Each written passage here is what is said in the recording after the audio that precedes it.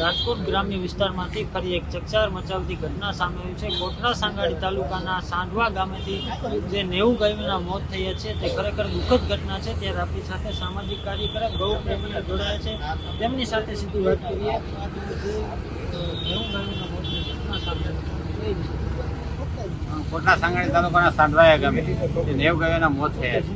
એમાં જિલ્લા કલેક્ટરશ્રીએ ગૌશાળાની મુલાકાત પણ લીધી છે, પરંતુ આ ગાયોના મોત કયા કારણે થયા, ઝેરી જે ખોળ ખાવાને કારણે થયા એનું જાણવા મળે છે, તો એની ઊંડી તપાસ કરવામાં આવે અને બીજું જે ગાયોના મોત થયા છે એનું પોસ્ટમોર્ટમ કરવામાં આવે કે જેથી સાચું કારણ જાણી શકાય। અને બીજું કે જ્યારે કોઈ દાતા છે એની પોતે દાન કરે છે, તો જે દાન જે આવ્યું છે, જે ખોરાક આવ્યો છે ગાયો માટેનો, એની ચકાસણી પૂરી થવી જોઈએ ગૌશાળાના સંચાલકો દ્વારા, કે જેથી આવી ઘટનાઓ ફરીવાર ન ઘટે। અને બીજું ગૌશાળામાં વેટરનરી ડૉક્ટર પણ ઉપલબ્ધ હોવા જોઈએ કે જેથી આવી કોઈ ઘટના ઘટે તો એને તાત્કાલિક સારવાર આપી શકાય અને વધુ જે ગાયોના મોતનો આંકડો અટકાવી શકાય। ચોક્કસથી બીજા પણ અન્ય ગૌપ્રેમીઓ છે, તેમની સાથે પણ વાત કરીએ। જે ગાયોના મોત થયા છે હાલ પણ 20 જેટલી ગાયો ગંભીર શું કહેશો, કઈ રીતે આ કારણ શું માધ્યમથી કહેવા માંગુ 90 ગાયનો આંકડો એટલે બહુ નાનો આ ઘટના નથી, અઘટિત ઘટના કહી શકાય। 30 ગાય ગંભીર છે। જ્યારે કલેક્ટર સાહેબ પોતે વિઝિટ કરતા ત્યારે ખાસ કરીને જે લોકોએ પોતે પુણ્ય કરવા માટે પરંતુ કઈ રીતના કર્યું, દુકાનવાળાને ઓર્ડર આપી દીધો કે માલ પહોંચાડ્યો, પરંતુ ગૌશાળાની અંદર જો 90 ગાયના મૃત્યુ થયા હોય 500 થી 700 ગાય હોય એ સ્વાભાવિક છે। તો ગૌશાળાના સંચાલકોએ ખાસ કરીને તપાસ કરી માલ જે આવ્યો છે, ખોળ આવ્યો, ગોળ આવ્યો અથવા કુડિયું આવ્યું, ભૂસું આવ્યું, રાતદાણ આવ્યું, જે વેરાયટી આવી એની ખાસ કરીને સરકારે જાગવું પડશે। આપણી ગુજરાત સરકારે હજી આપણે સિંહ બચાવવા નીકળ્યા છીએ એવી પરિસ્થિતિ આવી છે, ગાય પણ આપણે બચાવવી પડશે। હવે ગાયને આપણે માનવ દરજ્જો તો આપ્યો જ છે, આપણે નહીં તો ધરતી ઉપર દીકરાનું કામ નથી એવી પરિસ્થિતિ સર્જાય છે। ગુજરાત સરકારે ખાસ જાગીને કાપી કરવાનું છે, જેટલી દુકાનો આપણે મોલની અંદર કોઈ પણ વસ્તુ ખરીદવા જાય તો વાંહે તારીખ હોય છે, એક્સપાયર ડેટ નથી। તો કોઈ એવો વિચાર કર્યો કે ગાય માતાને જે દાન આવે છે એની જે પેકેજિંગ છે ખોળ ભૂસાની એની ઉપર એમાં ક્યાંય ડ્યુ ડેટ નથી, આ ડ્યુ ડેટ નથી લખતા, એક્સપાયર ડેટ નથી લખતા, એના કારણે આવા બનાવો બને છે। દાતા હોય, દાતા તો દાન કરીને છૂટી ગયો છે, એને નથી ખબર કે મેં શું કર્યું, એને એનું દાન કર્યું પુણ્ય કમાવા માટે, પરંતુ જે દુકાનદારો છે જૂનો માલ ભેળસેળ કર્યો હોય ત્યારે આવી ઘટના બની હોય। કલેક્ટર સાહેબ ત્યાં છે હાજર, કલેક્ટર સાહેબને પણ ખાસ એક નમ્ર વિનંતી કે સ્પેશિયલની રિપોર્ટની ટીમ બોલાવી 90 ગાયના પીએમ કરાવો, જેથી કરીને આપણને પણ ખબર પડે કે આ ફૂડ પોઈઝનિંગ થયું છે ના, જેથી કરીને આવનારા દિવસોમાં બીજી વાર ગાયના મોત ન થાય, આવી ઘટનાઓ ન બને। ભૂતકાળની અંદર બનાસકાંઠા હોય કે રાજકોટ જિલ્લાની બાજુનો જિલ્લો બોટાદ હોય ત્યાં પણ આવી ઘટનાઓ બની છે, એટલે આવનારા દિવસોની અંદર આવી ઘટના બને ન બને એટલા માટે કલેક્ટર સાહેબે માપતોલ ખાતાને સૂચના આપી છે કે ગાયનું જેટલા ખાણ વેચે છે એ લોકોની દુકાને જઈને રિપોર્ટ કરો અને એનો માલ કયો છે। આપણે જોઈશું કે દિવાળી આવે કે કોઈ પણ તહેવાર આવે ત્યારે આરોગ્ય વિભાગ તૂટી પડે છે, તો ગાય માટે પણ એક આરોગ્ય વિભાગ બનાવવું જોઈએ ને, કે એ પણ તૂટી પડવું જોઈએ ગાયની જે માલ વેચતા હોય જેથી કરીને આવનારા દિવસોમાં બનાવ બીજી વાર બનાવ ન બને। ખાસ કરીને પશુ અને પંખીની પ્રજાતિઓ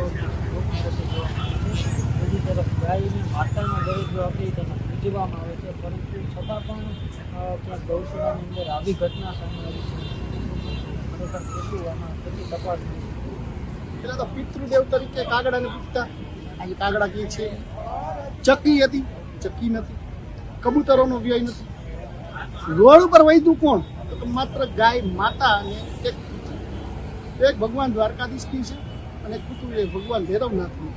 આ બે વસ્તુ વૈધી છે, એ પણ એની પાછળ પણ આપણે જોઈ રહ્યા છીએ કે અત્યારે કઈ પરિસ્થિતિ છે। જો આવીને આવી ઘટનાઓ બનતી રહી તો એક સમય એવો આવશે કે માણસનું મૃત્યુ થશે। હિન્દુ ધર્મની અંદર જ્યારે માણસનું મૃત્યુ થાય, સારું કામ થાય અથવા કોઈ પણ નરસું એટલે મૃત્યુ થાય ત્યારે ગાયનું કોદરો લીપણ માટે એની બોડીમાં રાખવામાં આવતું હોય, લેવા ક્યાં છે? આવી ઘટનાઓ ન બને। આ ગાય માતાને આપણે જેમ એશિયાટિક સિંહોને અત્યારે આપણે બચાવી રહ્યા છીએ એવી રીતે બચાવવાની પરિસ્થિતિ જ્યારે હિન્દુ ધર્મની ને ધરતીની ઊભી થઈ હોય ત્યારે ખાસ કરીને સરકાર નહીં જાગે આવનારા દિવસોની અંદર। મેં તમને જેમ કીધું કે એની દુકાને તપાસ નહીં કરે તો આવનારા દિવસોની આવીને ઘટનાઓ બનતી હોય, કારણ કે દુકાનદારને પણ નથી ખબર હોતી કે ખોળ સીધો ખેતીમાંથી આવે છે, તેની ઉપર કપાસ ઉપર જે મોનોકોટોન નામની દવા છંટકાવ કરવામાં આવતી હોય એ જીવલેણ હોય જ છે, પરંતુ સાફસૂફી થઈને આવતો હોય છે। પરંતુ અહીંયા જે માલ સ્ટોક હોય, સ્ટોકની અંદર શું ઘટના બની એ તો દુકાનદારને ખબર હોય, અથવા ચેકઅપ ન થયું હોય, રિપોર્ટ ન થયું હોય, એના કારણે ઘટનાઓ બની. બીજા પણ છે જે માલધારી છે તે આપણી સાથે છે, તેની સાથે પણ વાત કરીએ. આપ એક માલધારી છો. 90 ગાયોના મોત ખૂબ ગંભીર ઘટના છે, ખૂબ દુઃખદ ઘટના છે. ગાયોને લઈને ક્યાંક સારા પગલાં પણ લેવાતા હોય છે. કતલખાનાને લઈને ઘણા વિરોધ પણ થયા હતા. આજે પણ એ જ ઘટના સામે આવી છે. 90 ગાયોના મોત થયા છે. કારણ હજી સુધી મળ્યું નથી. શું માંગની અપેક્ષા સાથે સરકાર સામે માંગ કરશો? માલધારીના દીકરા તરીકે અમે ભૂતકાળમાં રાજકોટ મહાનગરપાલિકામાં 756 ગાયોના એક વર્ષમાં મૃત્યુ થયા હતા. ત્યારે પણ અમે વિરોધ પ્રદર્શન પણ કરેલા, કમિશનર સાહેબ પાસે અપેક્ષા રાખેલ કે આરોપીઓને સજા થાય, પણ આજ સુધી કાંઈ પણ થયેલું નથી. તો આજ રાજકોટ જિલ્લાના કલેક્ટર સાહેબ શ્રી જે ગૌશાળાની મુલાકાતે ગયા છે, તો અમારી ખાસ માંગણી એવી છે કે જે કોઈ હોય 90 ગાયોના આરોપીઓ જેમને કોઈ પણ વ્યક્તિએ પોતાને એક સેવાકીય ભાવથી ફ્રૂટ મોકલેલ છે, જેમાં નીણ હોય, સૂકી નીણ હોય, લીલી નીણ હોય અને ખોળ હોય, એમાંથી PM રિપોર્ટ કરવામાં આવે તો ખબર પડે કે શું ખોરાક ખાવાથી મૃત્યુ થયા છે. તો એ FSL રિપોર્ટ કરાવે અને જે કોઈ જવાબદાર ઠરે એમને સજા થાય તો ભવિષ્યમાં આવી કોઈ અઘટિત ઘટના ના ઘટે.